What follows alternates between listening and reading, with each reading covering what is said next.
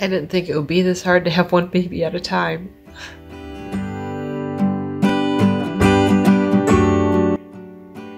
I finally had my first ultrasound today. And I can only guess what the HCG numbers mean. We have one embryo that survived, so we have one healthy heartbeat, and for that I am very grateful. It's still been a hard day though, because I still know that one didn't survive. This is also just reality not meeting my expectations, since I've had 3 twin pregnancies from frozen embryo transfers, and I think it's ridiculous too, but I'm still sad for the one that did not survive.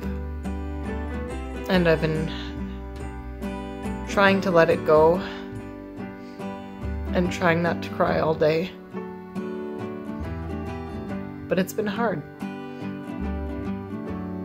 And I feel like I'm being dumb because I should be grateful for the one that survived and for having a healthy heartbeat. A lot of people don't get that much. I think part of it today too is that I had to get up at 6 a.m. this morning to get to the appointment, so I'm pretty short on sleep, and being short on sleep makes everything harder. I am grateful for the validation that one of my twin mom friends gave me. She had her twins through IVF too, and she said that even if one of the embryos stuck, the other one is still a loss. And I think it's going to be harder having had twins before and knowing what that's like.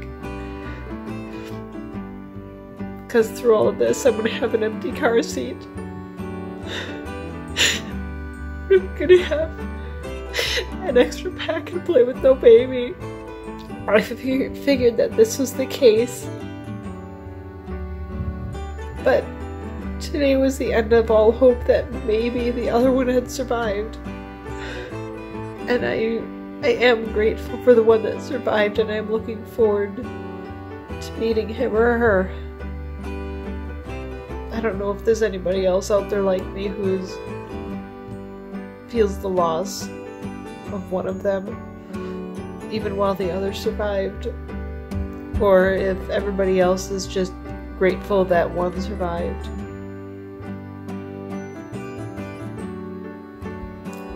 Can't imagine the devastation when people have a transfer done and nothing survives. There's no pregnancy, nothing. They're not expecting any child and they have to go back to the beginning again. I'm hoping if I can take a nap this afternoon and drink some tea, eat some lunch, I'll feel better. I think it'll take some time to get used to this. I have no idea how to have one baby at a time.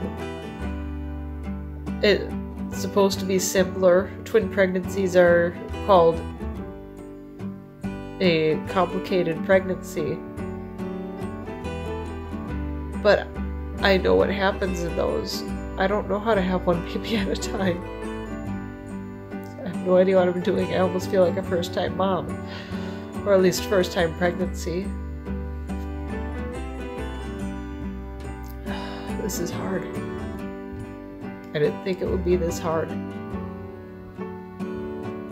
But this is part of IVF too. This is a struggle knowing that there were 2 and now there's 1. Even success can be hard.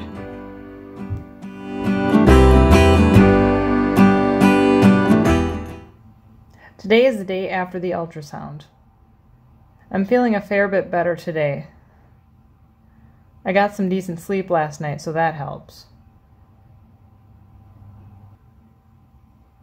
After I made that video yesterday, I went downstairs and I made 40 peanut butter and honey sandwiches for the freezer. Just something to keep my hands busy. The kids got up early from their nap, so that was a good distraction too. But I was just kind of in a funk for the entire evening. Yesterday I felt such a mix of loss and gratitude.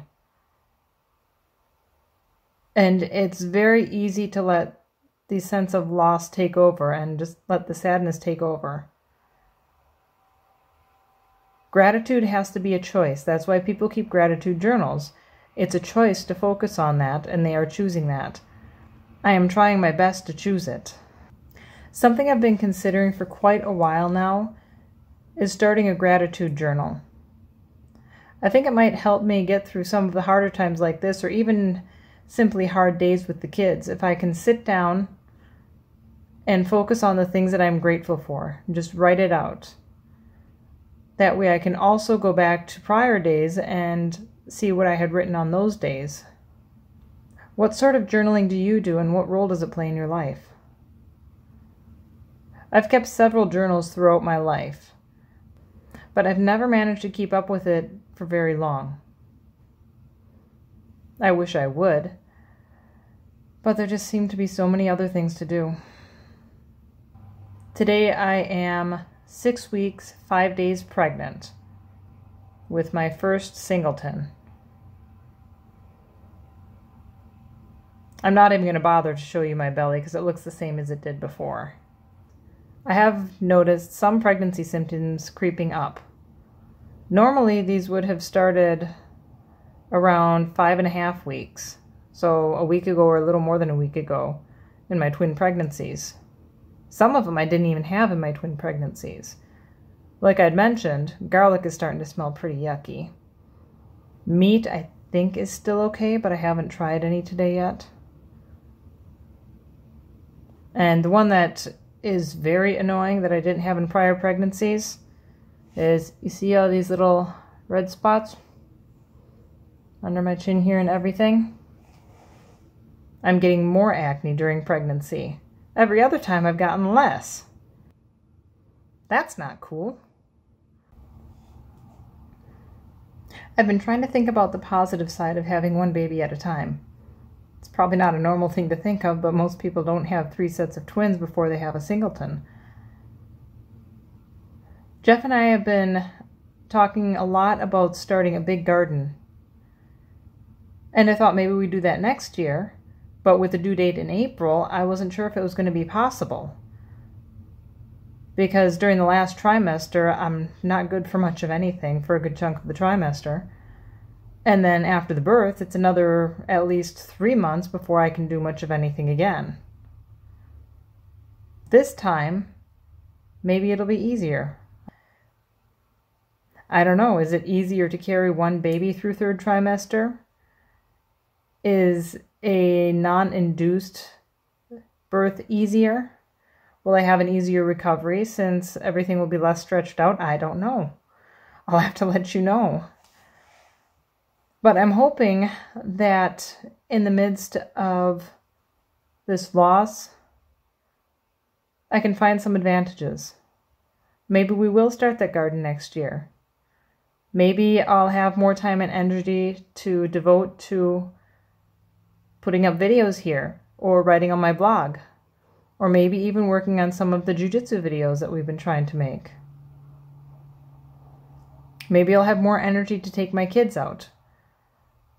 One of the things I was concerned about with the pregnancy is that I wouldn't have enough energy to keep up with my kids, and at least in the short term, they would suffer.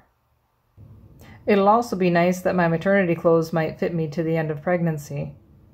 The last 3 times, there's no way. Pretty much all of 3rd trimester, it was a lost cause to keep my belly covered with anything but a dress. I think with one baby, it'll be a lot easier to get out of the house with the rest of the kids, too. Like next summer, I'm going to have a newborn. All I have to do to get out of the house with a single newborn is put them in the car seat and hustle the rest of the kids out to the van. If we want to go to a store, I can either put the baby in a stroller or put the baby in a carrier. Not a problem, I can reach around one baby. It's a little tough with 2 babies on the front of me. And that double stroller, that's hard to push around. It's hard to steer the double stroller with the car seats on it. So I can see some distinct advantages to having one baby at a time. Not that I would prefer to lose one of the embryos just to make it easier on me. I would much prefer they both survive. But I've got to find the silver lining. Even in some of the biggest tragedies, I believe people can still find a silver lining. I did it when my grandpa died. I did it when my dad died. There's always something to learn and some way to make use of the tragedy if you look hard enough. It certainly doesn't overshadow the tragedy itself, but if you can't prevent it, you may as well at least make it useful. Like, subscribe, and I'll see you next time. Thanks for stopping by.